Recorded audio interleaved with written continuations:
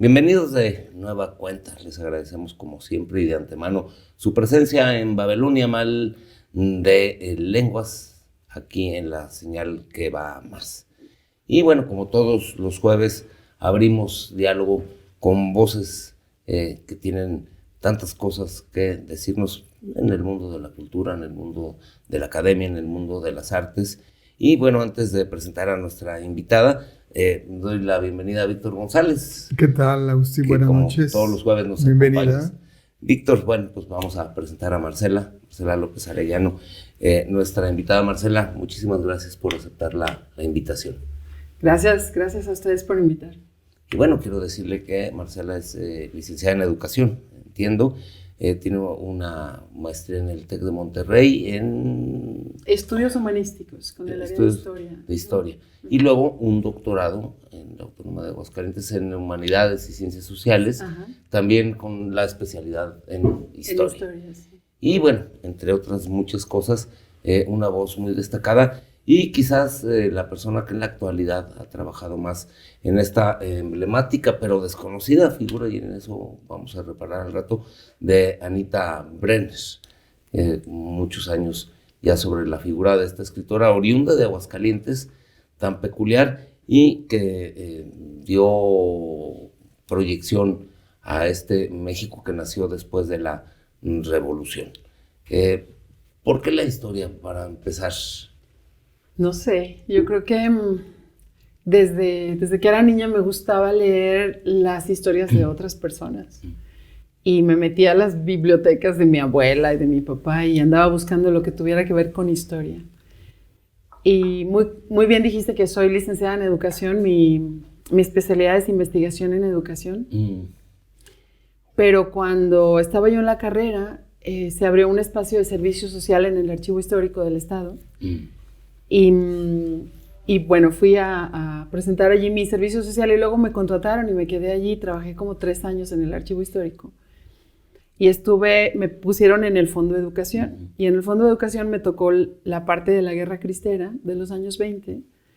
Entonces tuve que pedir permiso para que me dieran oportunidad de hacer una tesis sobre historia de la educación, porque mi carrera, pues no, la línea no era hacer tesis sobre historia. Pero yo creo que desde ahí ya como que me empecé a enfocar en los temas de historia.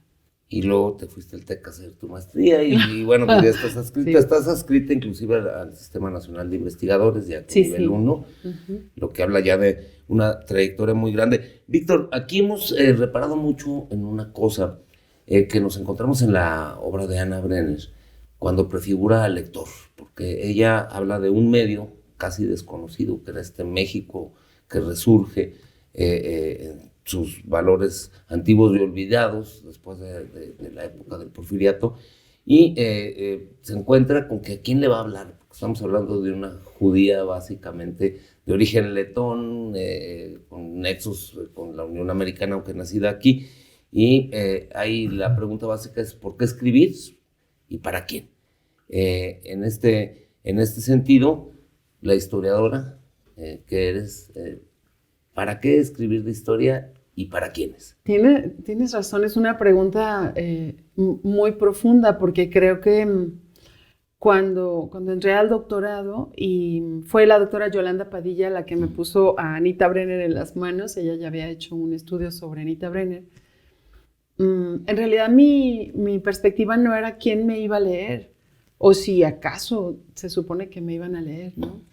Más bien mi inquietud fue como ir descubriendo una mujer que había nacido en Aguascalientes y que había tenido tanta proyección internacional, y al mismo tiempo ir descubriendo que había muchas otras mujeres que habían crecido en Aguascalientes o crecido en la Ciudad de México y que en realidad no estaban en ningún libro de historia. Y creo que fue precisamente en el doctorado cuando descubrí el tema de la historia de las mujeres, gracias a Yolanda.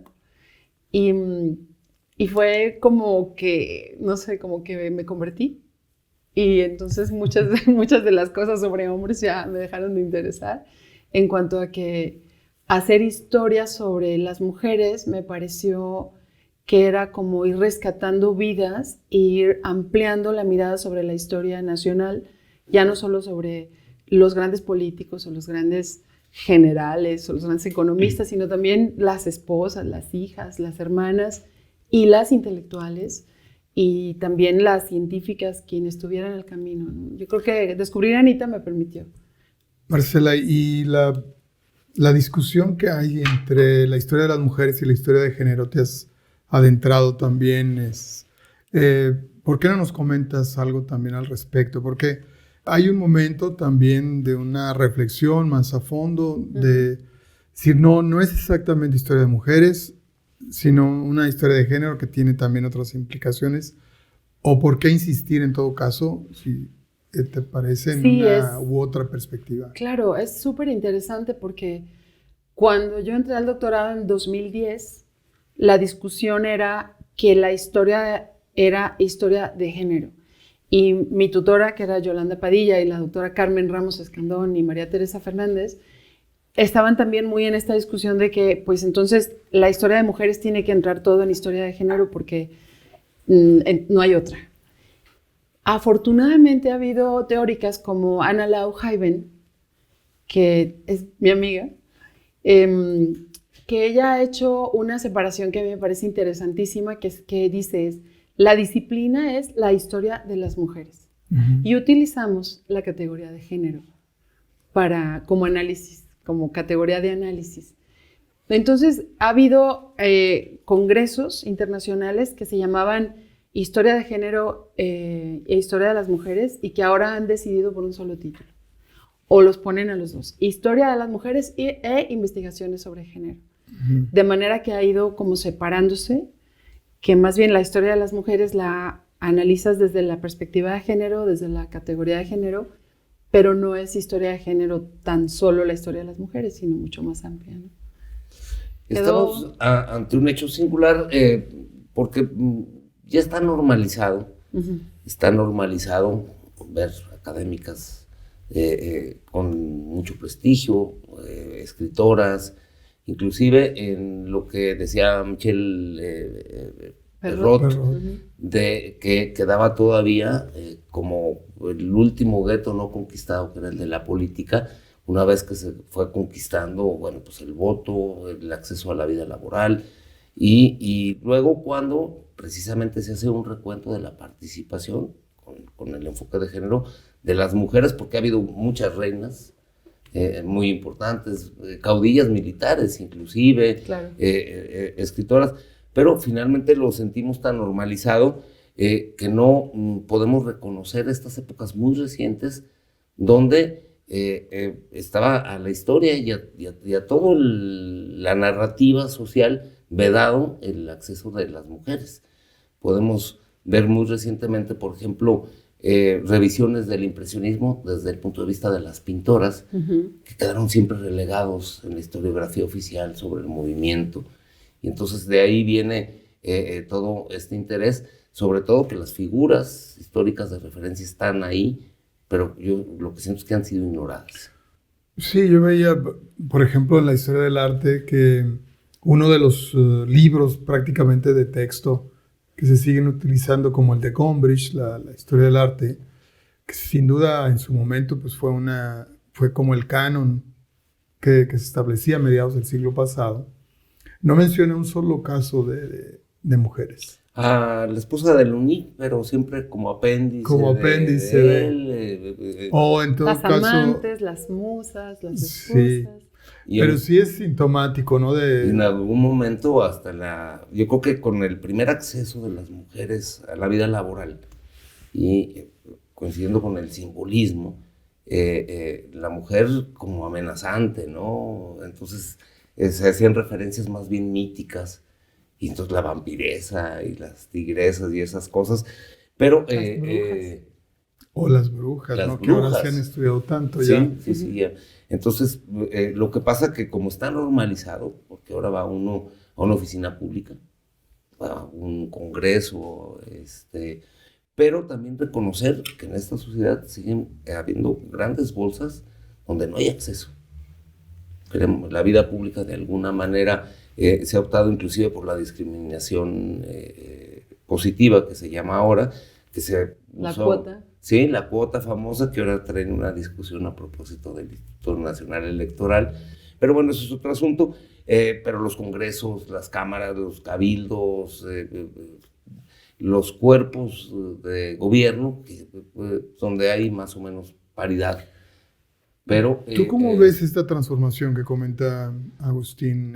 ¿Falta mucho en términos del acceso o digamos en general, ¿verdad? En los diferentes Pues sí, porque yo creo que en las esferas públicas hay representación, pero luego creo que en la sociedad no se ha logrado todavía. Es un tema súper interesante desde la historia de las mujeres, porque realmente es el siglo XIX cuando empiezan a hacerse mucho más visibles las mujeres que quieren participar en la política.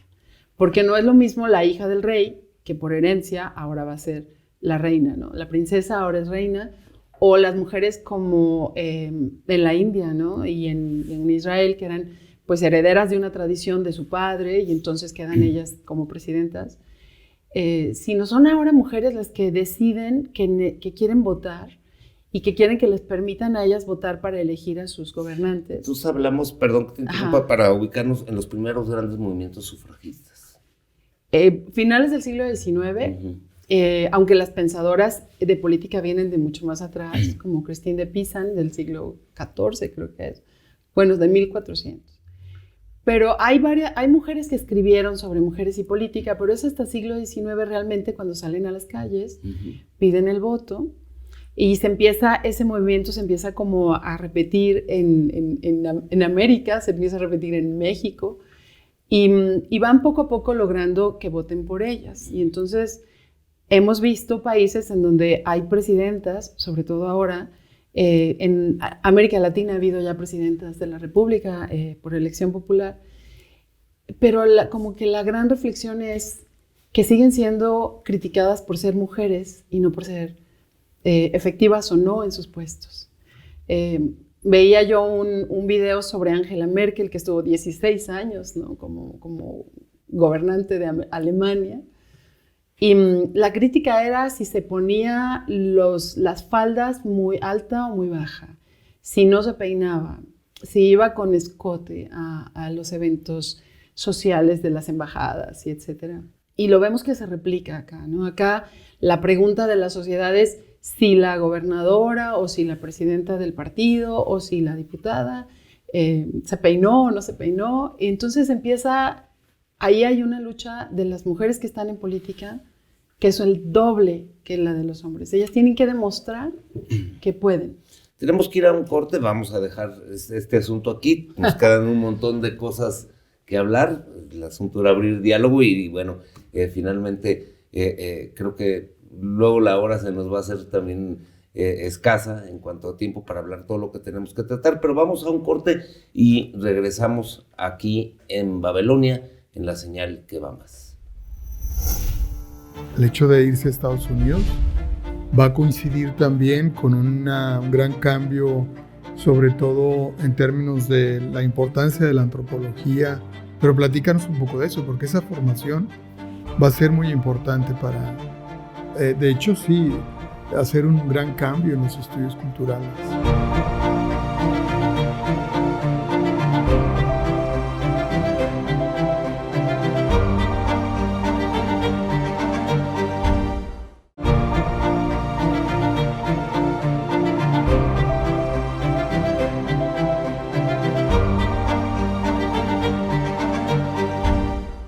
Continuamos aquí en Babelonia Mal de Lenguas, en esta ya muy amena charla, apenas recién iniciada con Marcela López Arellano.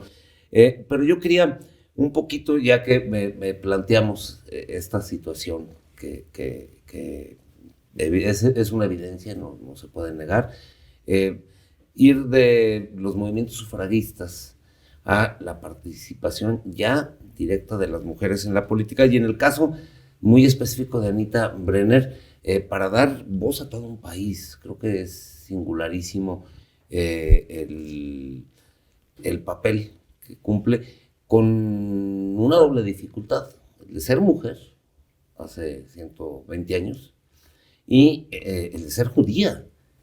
Aún ahora los movimientos antisemitas siguen vigentes en países occidentales, entre ellos los Estados Unidos. Ya nos contaste que Yolanda te puso a Anita Brenner en las manos, pero finalmente, ¿qué te enganchó? Porque, bueno, puedes decir, me interesa el tema, siempre que se va a hacer una investigación, una tesis doctoral, uno está barajando estos temas. ¿Dónde es donde dices, pues ella va a ser el sujeto de mis estudios? Pues primero que era de Aguascalientes, era se ve como algo muy sencillo, pero era como, ¿por qué una mujer con este nombre es de Aguascalientes? Y además tiene todos estos libros. Y creo que ese fue el primer punto. Y el segundo punto es que justo en ese año, en 2010, habían abierto a consulta los archivos de Anita Brenner en la Universidad de Texas, en Austin. Entonces, había la posibilidad de ir a Austin a buscar, a revisar todos esos documentos que había donado la hija, Susana Glusker. Entonces ahí había, a veces lo que nos cuesta trabajo en el tema de los doctorados es que puedes tener una pregunta buenísima de investigación, pero no tienes archivos, no tienes documentos en donde buscar o personas que entrevistar, y aquí había un archivo personal enorme, ¿vale? Y una biografía de su madre también. Estaba la biografía, claro, de Susana Glusker, de su hija. Sí. Entonces, finalmente, lo que tenemos, y yo me puse a leer monografías sobre tu libro, sobre una judía con México en el corazón. Primero se traza la línea directa entre pues, lo que hace la hija, que parte estuvo dedicada, o se le dedicó su doctorado, y luego pues tus estudios. Y para que no tengamos que apelar a tu modestia, que es mucha, hay que decir pues, que hay quien te considera la principal estudiosa en la actualidad de la figura y de la obra de Anita Brenner. Uy, pues gracias por decirlo. Tal vez sí se ha convertido en una obsesión y a veces no es tan sano, ¿verdad? Porque ya hace 10 años que salí del doctorado y sigo trabajando cosas de Anita Brenner, pero fue ella tan prolífica en lo que escribió, en los temas que eligió para escribir, además de México, por ejemplo. Hace muy poco me invitó un profesor español. Él publicó un libro sobre Anita Brenner y lo que escribió de la Guerra Civil de España. Ese es un tema que yo ni siquiera, ¿verdad? Ni siquiera me acerqué en el archivo, porque son 120 cajas, realmente es una cosa impresionante. Y me escribe este profesor que se llama, se apellida San José Vázquez, y me dice, fíjese que quisiera que participáramos juntos en la presentación de este libro para una comunidad judía en Alemania, porque para que usted la aborde como judía y yo como corresponsal de la Guerra Civil en España, ¿no? Y claro que a mí me echan el motor a andar, ¿no? Inmediatamente dije, sí quiero participar, pero sí, Anita Brenner como mujer de Aguascalientes también, y creo que ese es uno de sus grandes, para mí, de sus grandes aportaciones, vivió la revolución en Aguascalientes. Era una niña. Se fue de Aguascalientes a los 10 años, pero siempre contó la revolución desde su perspectiva de lo que había vivido. ¿Ella nace en hay un 1905? 1905 está su acta, su registro está en el archivo histórico. Vive la convención porque ella cuenta que su papá se fue a México, sus papás llegan en 1900 a Aguascalientes. Más o menos debe haber sido esa fecha. Nace su hermano mayor, antes que ella, como en 2 años antes, y luego Anita en el 5 y otros 3 hermanos después.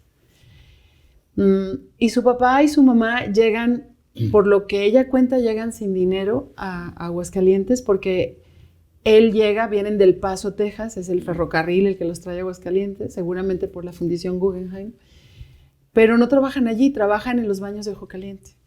Él es mesero, ella es cocinera, según cuenta Anita. Pero él se convierte en empresario y compra su rancho y es parte del Club de Leones y tiene un equipo de béisbol y se hace un señor empresario, se hace Don Isidoro Brenner. Pero la revolución pues les cambia los planes y él se lleva a la familia 2 veces a Ciudad de México en 1912 por el tema de los conflictos de la revolución.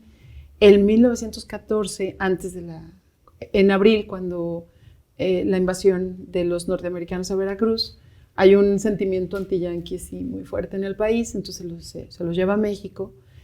Y en 1900, yo pienso que a principios del 16, porque su hermanita Lía nace en el 15, aquí en Aguascalientes, y se van, debe ser principios del 16, en el tren, ya, ahora sí definitivamente se van. Isidoro Brenner no se quería ir de Aguascalientes, sí les toca la convención, y ella cuenta que le tocó ver a Pancho Villa. Sí. Entonces, yo creo que también esa parte es muy sensible de lo que cuenta Anita, porque es su experiencia, y ella como testigo, ¿no?, de lo que sucedió aquí. De cómo Villa repartía los maíces y cómo las mujeres, a mí me llama mucho la atención porque cómo las mujeres en la Alameda iban a pedir comida a las casas de la Alameda para sus hombres, o les iban a pedir vendas o medicinas a las señoras que vivían por allí, que estaban, yo creo que apanicadas de ver a todos esos ejércitos acampados en la Alameda. En la Alameda. Pero eso lo cuenta Anita, y eso yo creo que es una parte muy interesante que ella le cuenta a los norteamericanos. Aparte con una propuesta historiográfica muy peculiar, muy de avanzada, ¿no, Víctor? Tenía que ver, yo creo, con sus estudios. Es lo que te quería preguntar un poco, porque bueno, el hecho de irse a Estados Unidos va a coincidir también con un gran cambio, sobre todo en términos de la importancia de la antropología. Franz Boas, su grupo de alumnas en Columbia University. Pero platícanos un poco de eso, porque esa formación va a ser muy importante para, de hecho, sí, hacer un gran cambio en los estudios culturales. Ella se van, creo que en el 1916, estudia su preparatoria en San Antonio porque el papá establece a toda la familia allá y los nacionaliza norteamericanos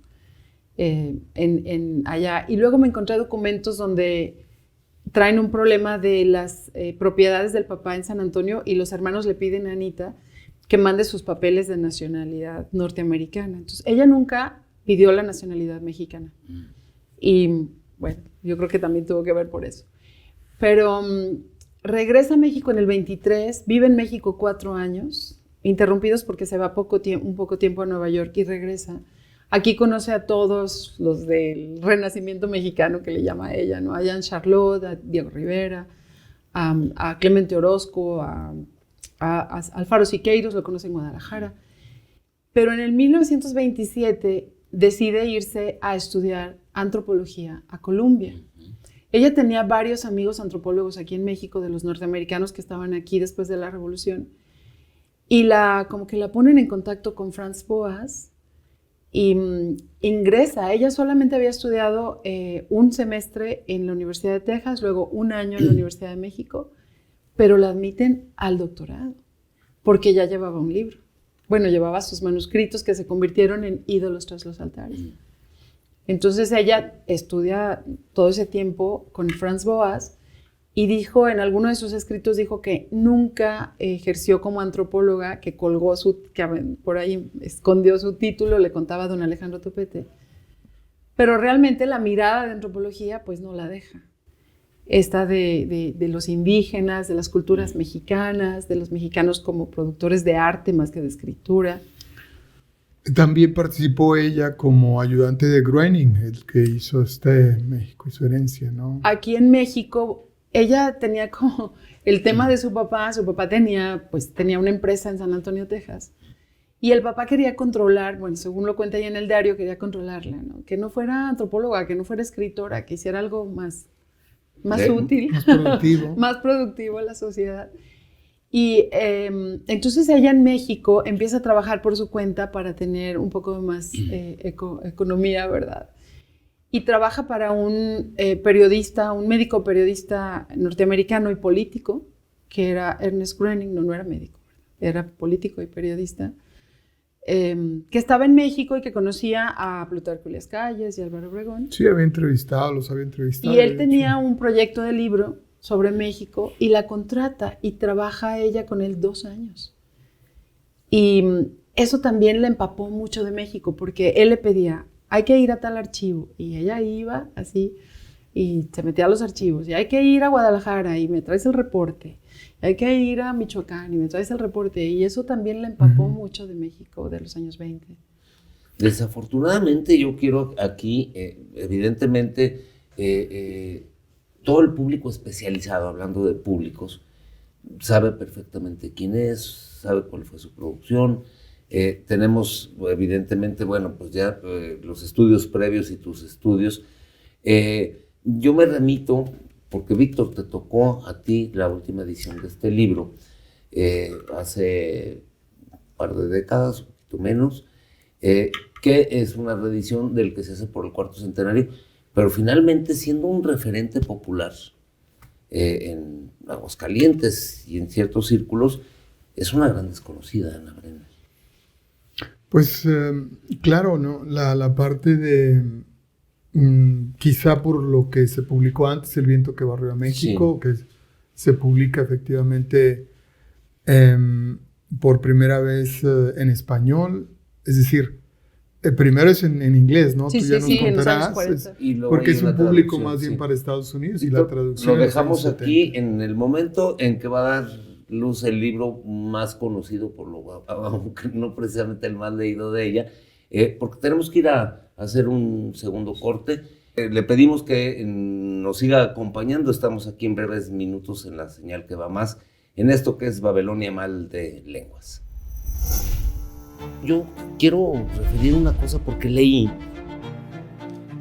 y me quedó grabado que le iban a dar una condecoración, creo que la del Águila Azteca, que se le entrega a los extranjeros distinguidos o amigos de México. Y lo rechaza porque dice, ¿por qué me lo dan si no soy extranjera, soy mexicana?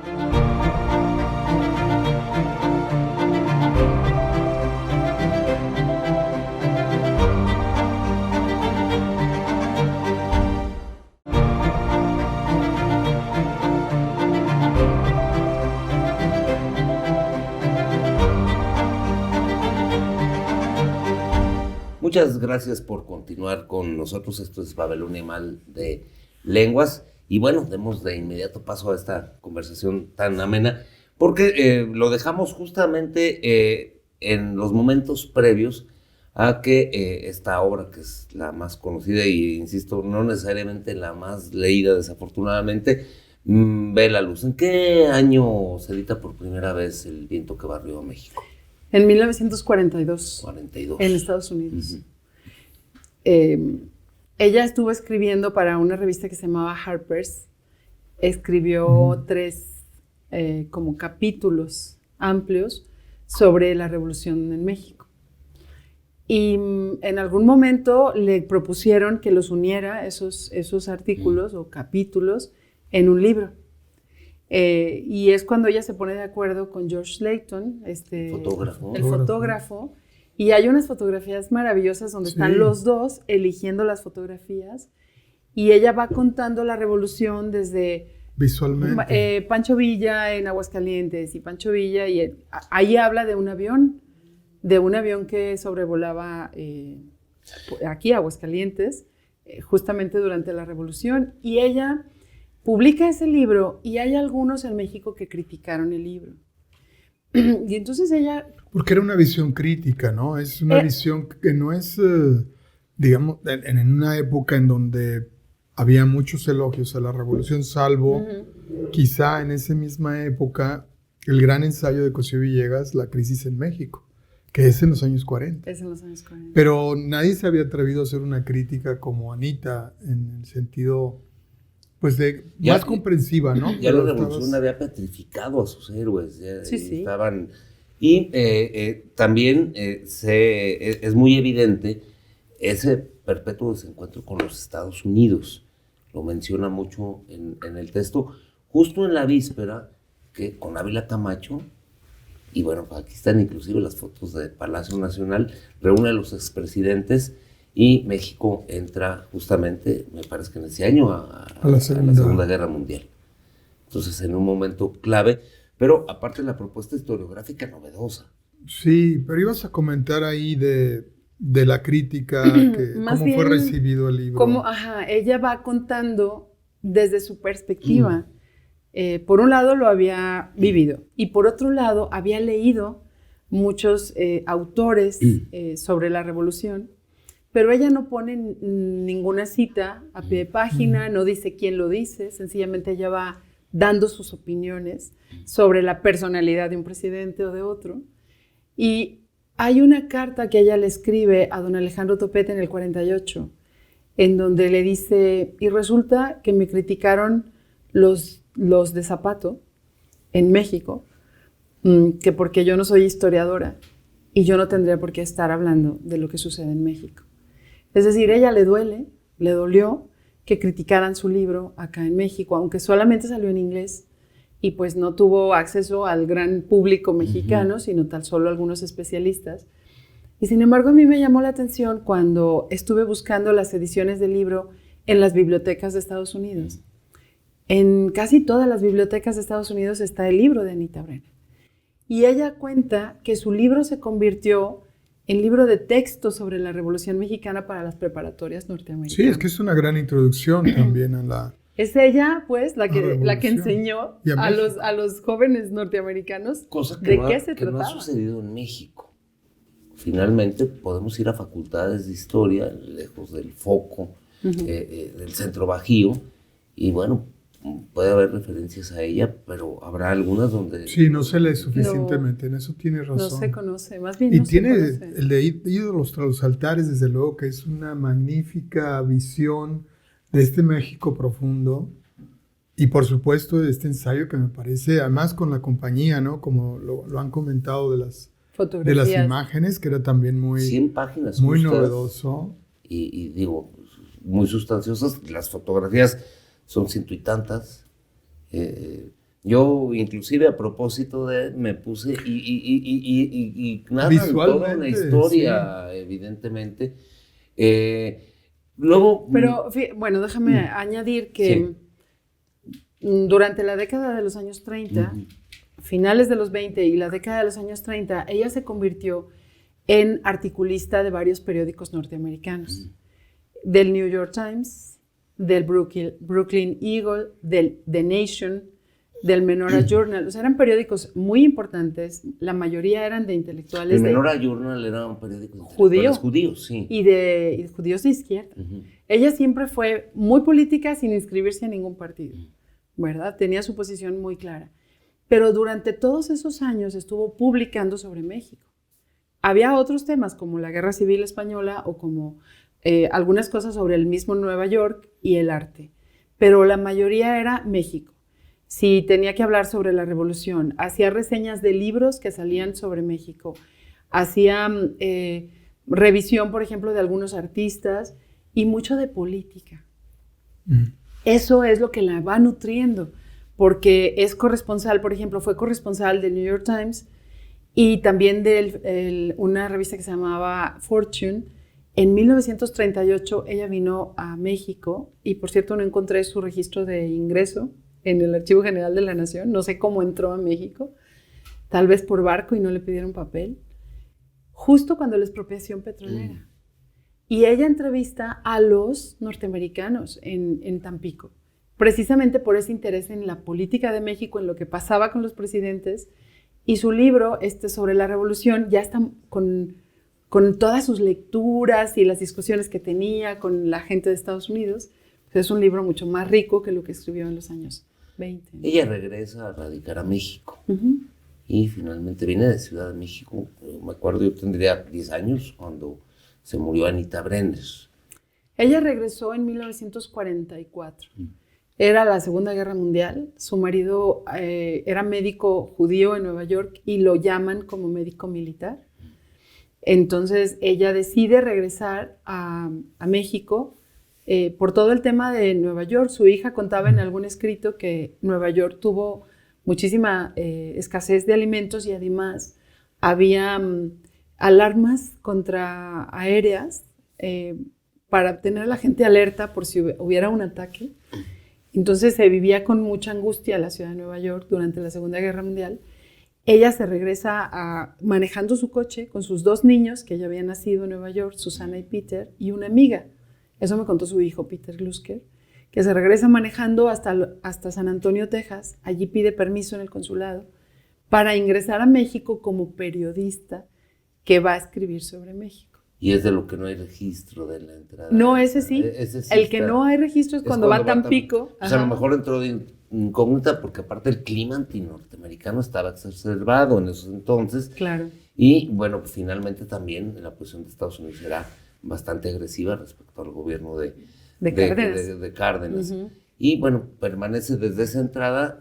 Desde 1944 ya se queda en México. En México. Sí viajó mucho, fue a Israel, fue a Nueva York varias veces, pero se quedó en México.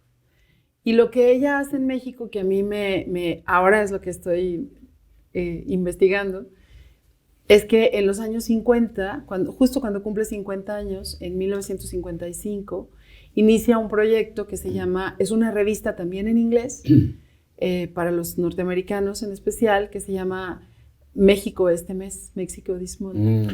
Porque a mí me llama mucho la atención que a final de cuentas su público era más el estadounidense, ¿no?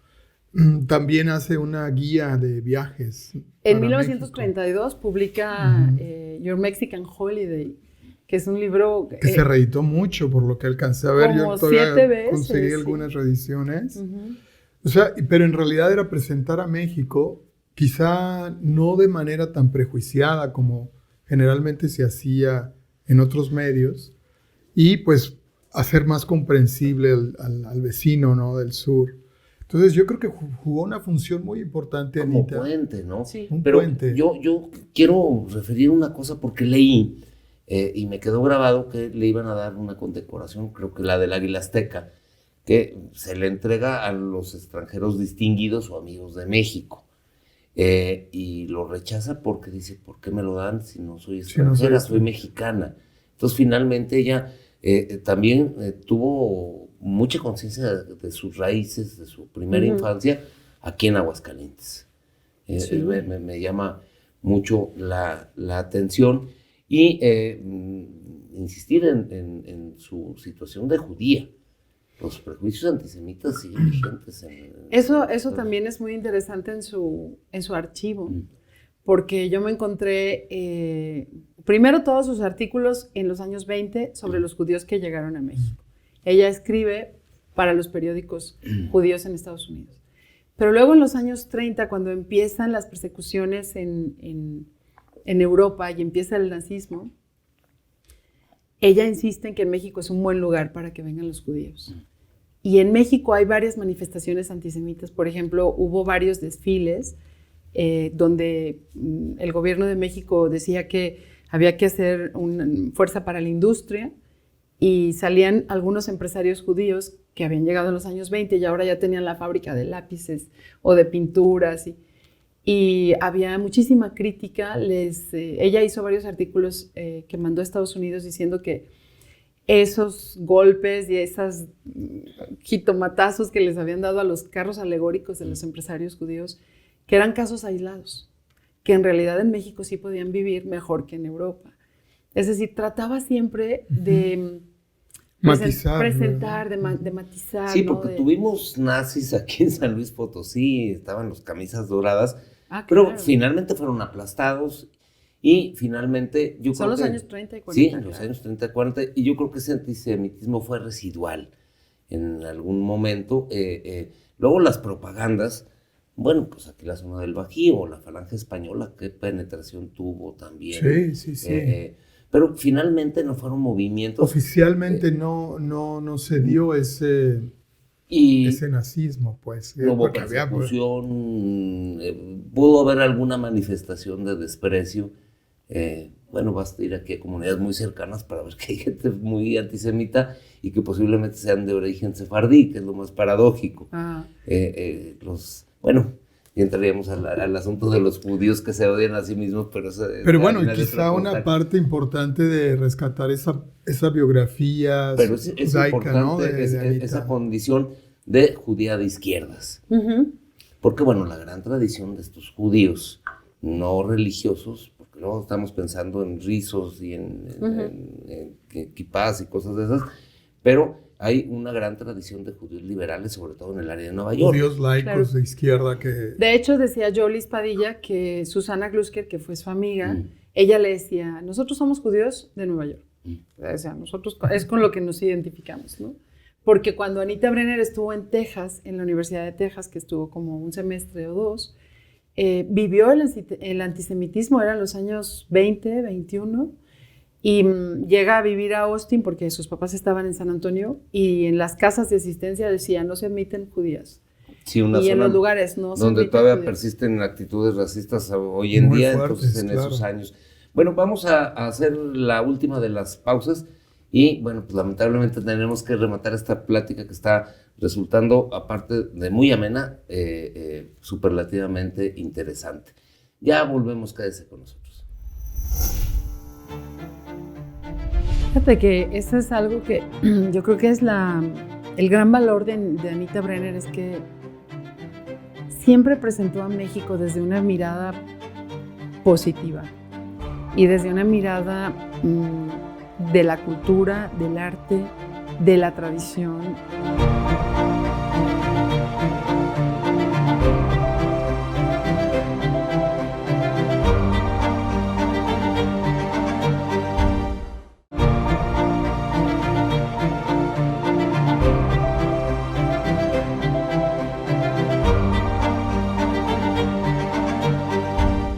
Continuamos aquí en Babilonia, Mal de Lenguas. Desafortunadamente tenemos que encarrilar esto un poco hacia las conclusiones, porque, bueno, ahora mismo en el corte surge la figura de Hannah Arendt, y luego nos tendría que llevar a otra judía muy célebre, que es Simone Weil, aunque, bueno, pues ella contrariamente tuvo rasgos antisemitas. Es uno de los ejemplos de este antisemitismo por parte de judíos.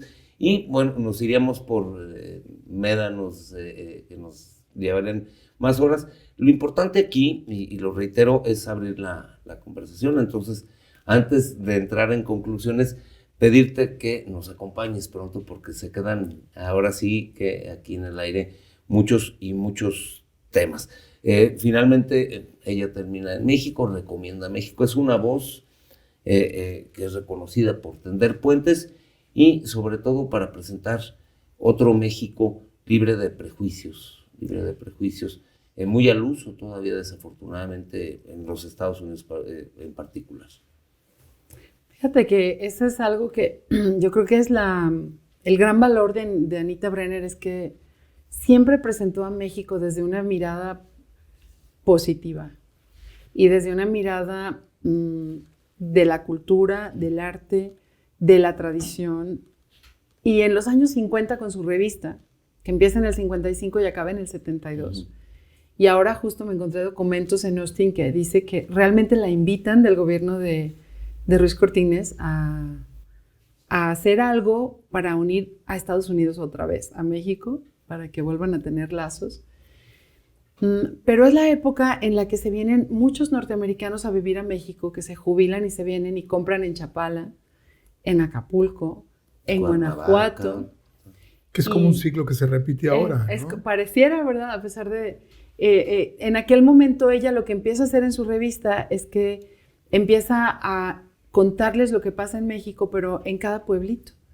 La feria de los chicahuales, la feria de cada lugar, y entonces la revista se convierte como en un gran espejo de lo que sucedía en México en el tema cultural, una artístico. Gran guía, a final de cuentas, también. Claro, les ponía todas las obras de teatro que había en Ciudad de México, pero también lo que estaba pasando en Taxco y lo que estaba pasando en Oaxaca y en Veracruz.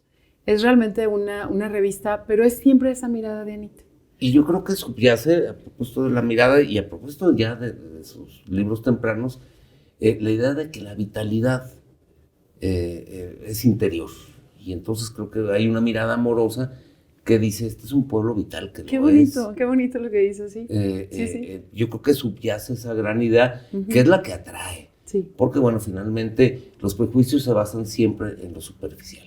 Ahora mismo, desafortunadamente, los hechos de violencia, en aquel entonces, en alguna orientación de izquierdas, de los primeros gobiernos posrevolucionarios, pero yo creo que subyace esa mirada amorosa que pone el foco en la vitalidad que afortunadamente para nuestro país sigue ahí. Yo quiero aprovechar estos últimos minutos porque quiero hablar de tu obra, de esta judía con el corazón en México, que es importante para acercarnos a todos aquellos que no se han aproximado a la figura de Anita Brenner, cuya de presencia misma pues nos llevaría a una plática mucho más larga que tendremos si tú nos aceptas una nueva invitación.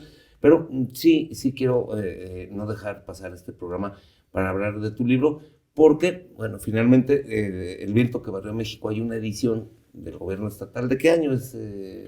Debió haber sido 2008, 2009, sí. Que desafortunadamente tampoco es que encontremos en librerías, pero afortunadamente tenemos los fondos editoriales aquí de la universidad y, aunque ojalá fuera más accesible, pero podemos ir a tu obra para entrar en esta figura y en tu mismo trabajo. Platícanos un poquito de tu libro antes de irnos. Bueno, básicamente el libro lo dividí en 4 capítulos. El primero hablo de sus narraciones autobiográficas, que es muy interesante cómo ella cuenta cada momento de su vida. Y siempre es lo mismo, es defender a los judíos, presentar a México desde un buen lugar y el amor por la escritura. Realmente ella era antropóloga, pero su gran pasión era escribir. En el segundo capítulo hablo de sus artículos sobre los judíos que llegaron a México. Y eso fue muy interesante porque yo tenía relación con una doctora en historia judía, la doctora Alice Gochman de Bacal. Y cuando vio mi capítulo, porque le mandé la tesis al final, cuando lo vio me dijo, es que usted está narrando a mis abuelos, que llegaron a México en los años 20, yo no conocía que Anita los había entrevistado. Es decir, ahí en ese punto hubo como una historia que se rescata a través de los archivos de Anita que no se conocía. Y esa fue una parte que me gustó mucho del trabajo. El otro capítulo hablo de sus diarios, porque esa es una parte muy interesante de los archivos personales. Generalmente no se publican los diarios. Hay editores que creen que son muy aburridos o que la gente repite y repite cosas.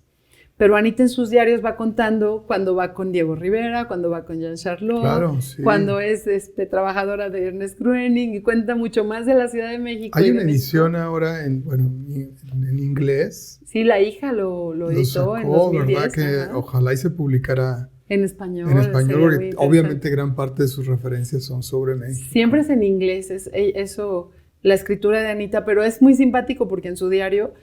por ejemplo, estaba hablando en inglés de algo de México y luego ponía algo como chispas, palabras en español, que era como lo que traía de cuando era niña y cómo lo sentía. Y el cuarto capítulo hablo de ella como estudiante en Columbia.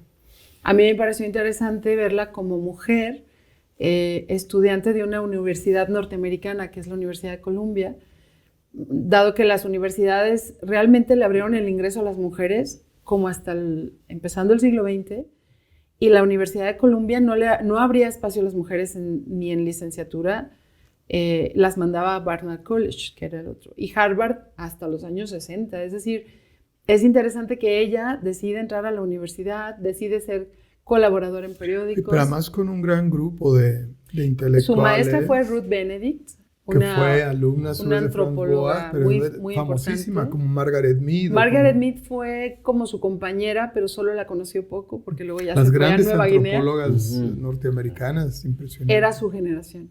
Y ese es mi cuarto capítulo. Entonces, es como continuar estudiándola, ¿no? Es interesante. Pues aquí nos queda... primero la gran recomendación para aproximarse a la figura y a la obra de Anita Brenner, tu libro, y aparte para aproximarnos a tu trabajo, porque antes de irnos yo quiero preguntarte qué te traes entre manos. Finalmente, pues este libro, tu libro sobre Anita Brenner, ¿de qué año es? Es del 17. El 17, es un libro que tiene 6 años. ¿Sabes? Sigues investigando, sigues dando clases. Ya tienes 6 años. Exactamente, ¿cuál es el proyecto que estás desarrollando o que tienes en puerta? Yo creo que uno de mis dolores es que no estoy haciendo algo en específico, porque además trabajando en la universidad, en los archivos, es mucho tiempo dedicado a eso. Pero bueno, he estado trabajando sobre la historia del Instituto de Ciencias y de las maestras del Instituto de Ciencias de aquí de Aguascalientes. Acabamos de publicar un libro donde el maestro Andrés también participa, sobre el Instituto de Ciencias, acaba de salir. He trabajado a Eduardo J. Correa desde su autobiografía y sus diarios, entonces también tenemos un libro coordinado que va a salir sobre archivos personales. He trabajado a las ingenieras civiles en Aguascalientes, que me interesó muchísimo porque Yolis Padilla me invitó al proyecto. Y he andado un poco como pues haciendo... como para no tener así nada. Es bastante arduo lo que estás sí, haciendo. Es que se convierte como en obsesión y en pasión, ¿verdad? Ya que encuentras un tema, de repente te metes un montón pero bueno, ahí andamos. Yo ahora estoy con los archivos personales de mi familia. Uh-huh. He podido trabajar una libreta de notas de mi bisabuelo paterno, Vicente Aparicio, y ahora las cartas de mi abuela materna. Y bueno, pues con qué vigor, afortunadamente, la Universidad Autónoma de Aguascalientes está dotándonos de estos productos editoriales.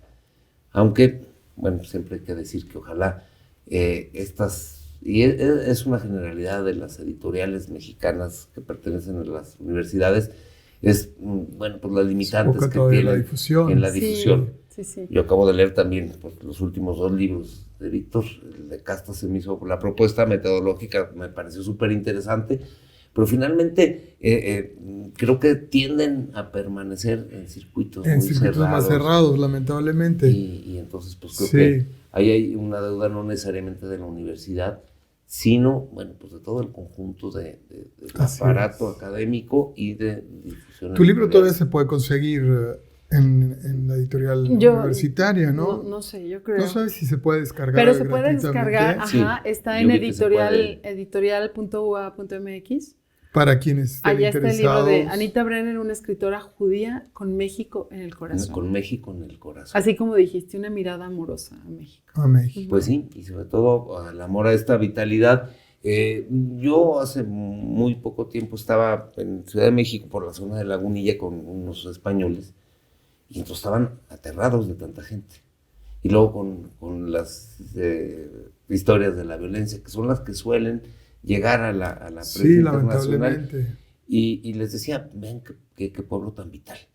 Pero hay que saberlo ver con estos enfoques que luego se nos pierden en pos de lo cotidiano. Víctor, pues nos tenemos... No, nada más reafirmar concluye, ahí. Sí, concluye, por favor. Que justamente una invitación a leer a Anita Brenner. Yo pienso que desde Ídolos tras los altares y El viento que barrió México nos da una renovada incluso visión sobre la historia contemporánea de México. Así es que, pues y por supuesto el libro de la invitación de siempre, cuando hablamos de un autor decimos que lo mejor que podemos hacer al respecto, podemos comentar muchas cosas, es leerlo, y aquí tenemos una propuesta editorial por doble vía, acuán de interesante. Nos tenemos que ir. Marcela, muchísimas gracias. No, gracias. Muchas gracias. Gracias a ustedes por invitarme. Que estemos de nuevo siguiendo esta charla que ya se inició. Víctor, muchísimas gracias como siempre. Buenas noches, Agustín. Agradecerles a todos ustedes por el favor de su atención. Invitarlos para que el próximo jueves en punto de las 9 de la noche, con repetición el sábado en el mismo horario, nos acompañe en un nuevo capítulo de Babilonia, Mal de Lenguas, en la señal que va más.